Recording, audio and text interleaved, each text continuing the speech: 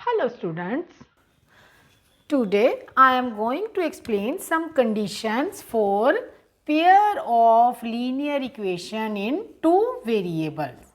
मैंने आपको समझाया था इसकी जनरल फॉर्म कैसी होती है, pair of linear equations in two variables की a1x plus b1y plus c1 is equal to 0, a2x plus b2y plus c2 is equal to 0।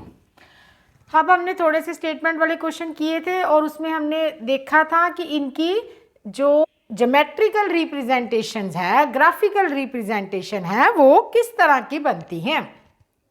ठीक है, या तो वो इंटरसेक्टिंग लाइंस होंगी, या वो पैरेलल लाइंस होंगी, या फिर वो क्या होंगी, एक लाइन के ऊपर ही दूसरी लाइन होगी, कोइंसिडेंट लाइंस।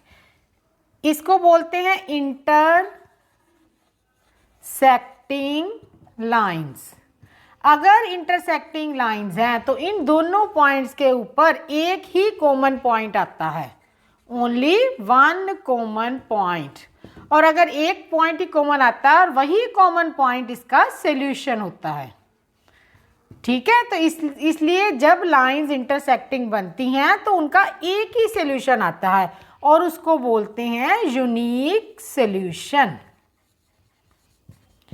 ये हम ग्राफ पे ड्रॉ किए बगैर भी हम पता लगा सकते हैं कि इसका यूनिक सॉल्यूशन आता है कि इंटरसेक्टिंग लाइंस आती हैं। उसकी क्या कंडीशन होती है कि अगर a1 ओवर a2 की रेशियो निकाल लें, a1 ओवर a2 करें और उधर से b1 ओवर b2 करें तो वो नॉट इक्वल टू 0 आए। a1 over a2 not equal to b1 over b2। ये हो गई आपकी यूनिक सॉल्यूशंस की कंडीशंस। जब लाइंस, ग्राफ में कैसी लाइंस बनेंगी, इंटरसेक्टिंग। यूनिक सॉल्यूशन होंगे मतलब एक ही सॉल्यूशन होगा। और वो कौन सा सॉल्यूशन होगा, ये जहां पे वो लाइंस इंटरसेक्ट करेंगी वो यूनिक सॉल्यूशन होगा। और उसकी अलजेब्रिक कंडीशंस क्या होगी, a1 over a2 not equal to b1 over b2। और अगर वो लाइंस पैरेलल लाइंस बनती हैं तो तब हम लिखेंगे नो सॉल्यूशन। ठीक है, अगर पैरेलल लाइंस बनती हैं तो नो सॉल्यूशन, क्योंकि इन दोनों लाइनों के ऊपर कोई कॉमन पॉइंट ही नहीं आ रहा। सॉल्यूशन हमारा कब बनता है, जो इसको भी सेटिस्फाई करे, इसको भी सेटिस्फाई करे, और कोई भी, ये दोनों लाइंस हमारी पैरेलल बन जाती हैं तब तो नो सॉल्यूशन आता है। और इसकी अलजेब्रिक कंडीशन क्या होगी, a1 over a2 equal to b1 over b2। पहली दो रेशो तो बराबर आ जाती हैं लेकिन c1 ओवर c2 की रेशो नॉट इक्वल टू आएगी। ठीक है, पहली दो रेशो बराबर आ गई और तीसरी नॉट इक्वल टू 0। और अगर ये थर्ड बात की बात करें तो इसमें कितने सॉल्यूशंस आएंगे, जब हमारी एक लाइन के ऊपर ही दूसरी लाइन बन जाएगी तब बोलते हैं इसको कोइंसिडेंट लाइंस। सारे पॉइंट्स कॉमन है दोनों लाइनों के ऊपर, तो फिर सॉल्यूशंस कौन से बन गए, इनफाइनाइट सॉल्यूशंस। कितने सॉल्यूशंस बन गए, इनफाइनाइट सॉल्यूशन, मतलब कि बहुत ज़्यादा सॉल्यूशंस, हम जितने मर्जी सॉल्यूशंस निकाल सकते हैं। सारे पॉइंट जो इसको भी सेटिस्फाई करते हैं वो इसको भी सेटिस्फाई करते हैं। और इसकी कंडीशंस क्या होगी, a1 over a2 equal to b1 over b2 equal to c1 over c2। इसमें तीनों रेशो बराबर होती हैं। और एक बात और मैं बता दूं, कई बार क्वेश्चन में पूछा होता है कि ये जो है कंसिस्टेंट है या इनकंसिस्टेंट है। कंसिस्टेंट का मीनिंग होता है सॉल्यूशन है, चाहे वो एक सॉल्यूशन ही है चाहे वो इनफाइनाइट सॉल्यूशंस है। इनकंसिस्टेंट का मीनिंग होता है नो सॉल्यूशंस। तो अब आपका ये वाला केस, जो केस 1, ये केस 2 और ये केस 3, अब इसमें क्या होंगी, जो पेयर ऑफ लीनियर इक्वेशन है वो कंसिस्टेंट है। कंसिस्टेंट का क्या मतलब हुआ, सॉल्यूशन आता है, चाहे वो एक ही सॉल्यूशन आता है। और इनकंसिस्टेंट का मतलब होता है नो सॉल्यूशन। तो ये नो सॉल्यूशन वाला केस था, तो इसको लिखेंगे इनकंसिस्टेंट। कि जो हमारी pair of linear equations question में होंगी वो इनकंसिस्टेंट होगी अगर ये वाली कंडीशन सेटिस्फाई होती है तो। उसके बाद लास्ट आ गया, इसमें तो इनफाइनाइट सॉल्यूशंस हैं तो तब ये भी कंसिस्टेंट सॉल्यूशन आते हैं तो कंसिस्टेंट, नहीं आते तो इनकंसिस्टेंट। ठीक है, अब नेक्स्ट जो 3.2 का सेकंड क्वेश्चन करने के लिए ये आपको कंडीशंस याद होनी चाहिए। सेकंड और थर्ड क्वेश्चंस में हम यही कंडीशंस लगा के सॉल्व करेंगे। Now I am going to explain question number 2 of exercise 3.2 on comparing a1 over a2, b1 over b2 and c1 over c2. Find out whether the following lines representing the following pairs of linear equations intersect at a point, are parallel or coincident. ये बताने हैं कि जो first part में हमें lines दी हुई हैं वो है 5x minus 4y plus 8 is equal to 0, 7x plus 6y minus 9 is equal to 0। इसको हम कंपैरिजन करेंगे इसके साथ a1x plus b1y plus c1 is equal to 0, a2x plus b2y plus c2 is equal to 0। ये हमने standard form of pair of linear equations लिख ली। अब इसका इसके साथ कंपैरिजन करेंगे। जैसे यहाँ पे 5x लिखा है, यहाँ पे a1x लिखा है, तो a1 की वैल्यू कितनी आ गई 5। यहाँ पे -4y लिखा है तो यहाँ पे b1 लिखा है, तो इसका मतलब b1 की जगह पे क्या लगा हुआ है -4। फिर ऐसे ही c1 है और ये 8 है तो c1 की जगह पे 8 आ गया। ये हमारी a1 b1 c1 की वैल्यू होगी। अब ऐसे ही सेकंड इसके साथ कंपैरिजन करते हैं, a2x और यहाँ पे 7x, तो a2 कितना आ गया 7, b2y है और 6y है तो b2 कितना आ गया 6 और c2 कितना आ गया -9। ये हमारी वैल्यूज हम देखने लगे हैं कि a1 ओवर a2 कितना बनता है 5 ओवर 7 और इधर से b1 ओवर b2 कितना बनता है -4 ओवर 6 कटिंग होके -2 ओवर 3। ठीक है, अब ये देखा कि हमने a1 ओवर a2 5 ओवर 7 आ गया, b1 ओवर b2 -2 ओवर 3 आ गया, तो हमें वैसे तीसरी करने की ज़रूरत ही नहीं है क्योंकि अगर पहली हमारी कंडीशन थी अगर a1 ओवर a2 आपस में इक्वल नहीं आते तो यहाँ पे इक्वल नहीं आए, not equal to b1 over b2, a1 over a2 not equal to b1 over b2। तो इस केस में क्या कौन सी लाइंस बनेंगी, यूनिक सॉल्यूशंस होंगे और लाइंस कौन सी बनेंगी, इंटरसेक्टिंग लाइंस। अब सेकंड पार्ट का सॉल्यूशन देखो, ये हमें इक्वेशंस दी हुई थी और हमने standard form of pair of linear equations के साथ इसका कंपैरिजन करना था।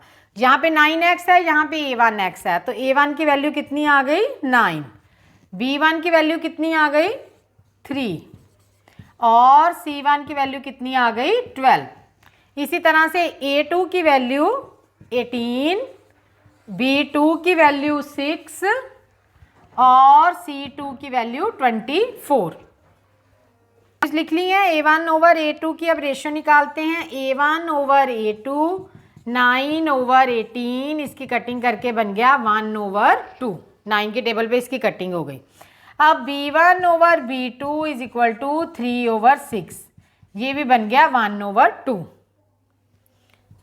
b1 ओवर b2 बन गया 1 ओवर 2 और आगे हम c1 ओवर c2 करने लगे हैं 12 ओवर 24, इसकी भी 12 के टेबल पे कटिंग होके 1 ओवर 2 आ गई, ये 3 के टेबल पे कटिंग हो गई, ये 12 के टेबल पे कटिंग हो गई, ये 9 के टेबल पे कटिंग हो गई।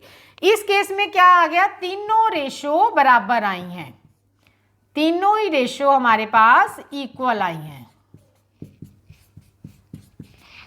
ठीक है, तो तीनों रेशो इक्वल आए तो तब हमारी इनफाइनाइट सॉल्यूशंस थे और कोइंसिडेंट लाइंस बनी थी। इनफाइनाइट सॉल्यूशंस और लाइंस कैसी बनेंगी, सारे पॉइंट्स कॉमन आएंगे और लाइंस कोइंसिडेंट्स बन जाएंगी, कोइंसिडेंट लाइंस।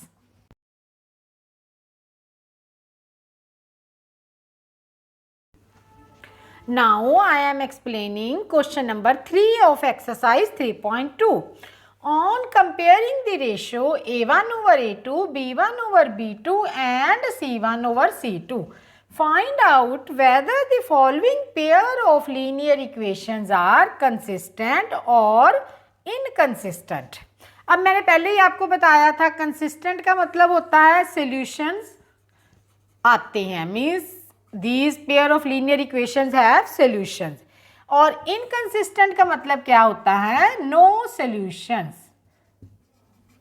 तो अब हम देखेंगे यही वाली कंपैरिजन करके, वही वाली कंडीशंस लगा के जो अभी मैंने एक्सप्लेन की हैं आपको कि ये कंसिस्टेंट आता है कि इनकंसिस्टेंट. कंसिस्टेंट मतलब सॉल्यूशन आते हैं, इनकंसिस्टेंट मतलब सॉल्यूशन नहीं आते हैं.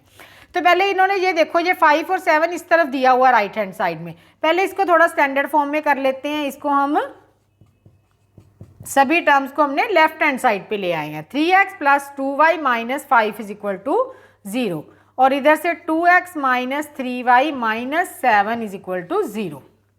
अब हम इसका कंपैरिजन करते हैं इनकी स्टैंडर्ड फॉर्म के साथ. a1x plus b1y plus c1 is equal to 0. a2x plus b2y plus c2 is equal to 0. अब हम वैल्यूज लिखते हैं इसकी कि a1 3, b1 2 और c1 माइनस 5. अब a2 2, b2 minus 3 and c2 minus 7. अब इधर से a1 ओवर a2 की वैल्यू कितनी बन गई, a1 ओवर a2 बन गया 3 ओवर 2, b1 ओवर b2 क्या बन गया 2 ओवर माइनस 3. अब ये दोनों ही इक्वल नहीं आए. वैसे तो हमें c1 से ओवर c2 निकालने की ज़रूरत ही नहीं है क्योंकि ये दोनों इक्वल नहीं आए हैं. तो यहाँ पे क्या बन गया, a1 over a2 not equal to b1 over b2. तो यहाँ क्या है अब यूनिक सोल्यूशन, और अगर यूनिक सॉल्यूशंस हैं इसका मतलब सॉल्यूशंस आते हैं, तो ये क्या हो जाएंगी, consistent. These pair of linear equations are consistent. अब सेकंड पार्ट का सॉल्यूशन देखो. ये हमें इक्वेशंस दी हुई थी और हमने standard form of pair of linear equations के साथ इसका कंपैरिजन करना था. यहाँ पे 9x है, यहाँ पे a1x है, तो a1 की वैल्यू कितनी आ गई 9, b1 की वैल्यू कितनी आ गई 3 और c1 की वैल्यू कितनी आ गई 12. इसी तरह से a2 की वैल्यू 18, b2 की वैल्यू 6 और c2 की वैल्यू 24. जी ये हमने वैल्यूज लिख ली हैं. a1 ओवर a2 की अब रेशियो निकालते हैं. a1 ओवर a2 9 ओवर 18, इसकी कटिंग करके बन गया 1 ओवर 2. 9 के टेबल पे इसकी कटिंग हो गई. अब b1 over b2 is equal to 3 over 6, ये भी बन गया 1 ओवर 2. b1 ओवर b2 बन गया 1 ओवर 2. और आगे हम c1 ओवर c2 करने लगे हैं 12 ओवर 24. इसकी भी 12 के टेबल पे कटिंग होके 1 ओवर 2 आ गई. ये 3 के टेबल पे कटिंग हो गई, ये 12 के टेबल पे कटिंग हो गई, ये 9 के टेबल पे कटिंग हो गई. इस केस में क्या आ गया, तीनों रेशो बराबर आई हैं, तीनों ही रेशो हमारे पास इक्वल आई हैं. ठीक है, तो तीनों रेशो इक्वल आए तो तब हमारी इनफाइनाइट सॉल्यूशंस थे और कोइंसिडेंट लाइंस बनी थी. इनफाइनाइट सॉल्यूशंस, और लाइंस कैसी बनेंगी, सारे पॉइंट्स कॉमन आएंगे और लाइंस कोइंसिडेंट्स बन जाएंगी, कोइंसिडेंट लाइंस. पार्ट 3 में कौन सी कंडीशन आई हैं, a1 over a2 equal to b1 over b2 not equal to c1 over c2. तो यहाँ पे कौन सी लाइंस बनेंगी, parallel lines. Now I am explaining question number 3 of exercise 3.2. On comparing the ratio a1 over a2, b1 over b2 and c1 over c2, find out whether the following pair of linear equations are consistent or inconsistent. अब मैंने पहले ही आपको बताया था consistent का मतलब होता है solutions आते हैं, means these pair of linear equations have solutions. और inconsistent का मतलब क्या होता है? no solutions. तो अब हम देखेंगे यही वाली कंपैरिजन करके, वही वाली कंडीशंस लगा के जो अभी मैंने एक्सप्लेन की हैं आपको, कि ये कंसिस्टेंट आता है कि इनकंसिस्टेंट. कंसिस्टेंट मतलब सॉल्यूशन आते हैं, इनकंसिस्टेंट मतलब सॉल्यूशन नहीं आते हैं. तो पहले इन्होंने ये देखो, ये 5 और 7 इस तरफ दिया हुआ राइट हैंड साइड में. पहले इसको थोड़ा स्टैंडर्ड फॉर्म में कर लेते हैं. इसको हम सभी टर्म्स को हमने लेफ्ट हैंड साइड पे ले आए हैं. 3x plus 2y minus 5 is equal to 0 और इधर से 2x minus 3y minus 7 is equal to 0. अब हम इसका कंपैरिजन करते हैं इनकी स्टैंडर्ड फॉर्म के साथ. a1x plus b1y plus c1 is equal to 0. a2x plus b2y plus c2 is equal to 0. अब हम वैल्यूज लिखते हैं इसकी कि a1 3, b1 2 और c1 माइनस 5. अब a2 2, b2 minus 3 and c2 minus 7. अब इधर से a1 ओवर a2 की वैल्यू कितनी बन गई? a1 ओवर a2 बन गया 3 ओवर 2. b1 ओवर b2 क्या बन गया?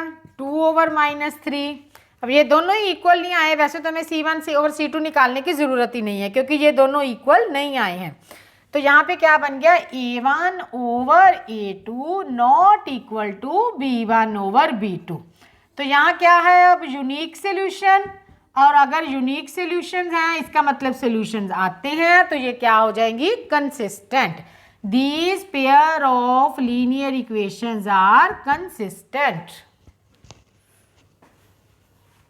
अब नेक्स्ट इसका सेकंड पार्ट देखो. थर्ड क्वेश्चन का second part, 2x minus 3y is equal to 8. तो इसमें भी 8 जो है राइट हैंड साइड पे है तो हम इसको लेफ्ट हैंड साइड पे लेके आएंगे. इक्वल टू 0 हो जाएगा. 8 इधर आके माइनस का हो गया और इक्वल टू 0 हो गया क्योंकि उधर कोई भी टर्म नहीं रहती अब. और इस तरफ आगे 4x माइनस 6y, ये भी 9 इधर आके माइनस का हो गया. इसकी हम आगे इनके साथ standard form of pair of linear equation के साथ कंपैरिजन करेंगे. तो a1 की जगह पे क्या लगा है? 2. b1 की जगह पे क्या लगा है? माइनस 3. आपने ये साइन भी ध्यान से देखने, अगर माइनस का साइन है तो उसकी वैल्यू के साथ माइनस का साइन आ जाएगा. फिर c1 के क्या है? माइनस 8. फिर a2 की वैल्यू 4, b2 की वैल्यू माइनस 6 और c2 की वैल्यू माइनस 9. अब इसमें हम देखते हैं a1 over a2 2 over 4 cutting होके, ये 2 के टेबल पे कटिंग होके ये बन गई 1/2. अब आगे b1 over b2 minus 3 over minus 6, ये माइनस माइनस कैंसिल हो गए और 3 ओवर 6 कटिंग होके 1 ओवर 2. ये भी आ गया इक्वल, ये भी इक्वल आ गया. अब c1 ओवर c2 निकालते हैं. c1 ओवर c2 आ जाएगा माइनस 8 ओवर माइनस 9. यहाँ से minus 8 over minus 9, minus minus cut गया तो 8 ओवर 9. अब इधर देखो कौन सी कंडीशंस बनी है. इधर हमारे पास बनी है a1 over a2 equal to b1 over b2 but not equal to c1 over c2. तो फिर इसमें क्या है? सोल्यूशन आते हैं कि नहीं आते? ये पैरेलल लाइंस की कंडीशंस होती है और इसमें नो सोल्यूशंस हैं. अब अगर नो सोल्यूशंस हैं तो फिर ये कंसिस्टेंट है कि इनकंसिस्टेंट है? ये देखो मैंने पहले ही बताया था कि अगर सोल्यूशन आते हैं तो कंसिस्टेंट, अगर सोल्यूशन नहीं आते तो इनकंसिस्टेंट. तो ये क्या बन जाएगा? इनकंसिस्टेंट और पैरेलल लाइंस. नाउ सी question number 3 part 3. 3 over 2x plus 5 over 3y और ये 7 इधर आके माइनस का हो गया. और आगे 9x माइनस 10y, 14 इधर आके माइनस का हो गया माइनस 14. अब इधर इसका कंपैरिजन करो हम. a1x plus b1y plus c1 is equal to 0, a2x plus b2y plus c2 is equal to 0. अब इसमें a1 की वैल्यू कितनी आ गई? 3 ओवर 2. b1 की वैल्यू कितनी आ गई? 5 ओवर 3 और c1 की वैल्यू माइनस 7. इसी तरह से A2 की वैल्यू 9, B2 की वैल्यू -10 और C2 की वैल्यू -14। अब हम रेशो निकालते हैं इसके बाद A1 ओवर A2 की। A1 over A2 is equal to 3 over 2 over 9। तो ये अब 3 ओवर 2 और 9 है, तो ये बन जाएगा 3 ओवर 2 इंटू ये 9 ऊपर जाके 1/9 हो गया, 9 का रेसिप्रोकल हो गया। तो ये कटिंग हो गई 3 के टेबल पे, तो ये रेशो बन गई 1/6। ये आपकी पहली रेशो आ गई 1/6। अब नेक्स्ट करते हैं B1 ओवर B2। B1 कितना है 5/3 और B2 कितना था -10। तो अब ये 5/3 इंटू ये 10 जो है ऊपर जाके रेसिप्रोकल हो जाएगा, -1/10 आ जाएगा। इसकी कटिंग करते हैं 1/6 और लेकिन साथ में ये माइनस का साइन भी था, तो यहाँ माइनस का साइन आएगा। ये यहाँ पे गलती कर सकते हो आप, यहाँ माइनस के साइन को आपने ध्यान रखना है। कहीं आप सोच लो कि ये और ये दोनों इक्वल आ गए, लेकिन ये प्लस का है ये माइनस का है। तो इधर से A1 over A2 not equal to B1 over B2। तो इसमें क्या आ जाएगा, नॉट इक्वल टू है तो सोल्यूशंस आते हैं यूनिक सोल्यूशन, इंटरसेक्टिंग लाइंस और पेयर ऑफ लीनियर इक्वेशन क्या हो जाएंगी, कंसिस्टेंट और इंटरसेक्टिंग लाइंस।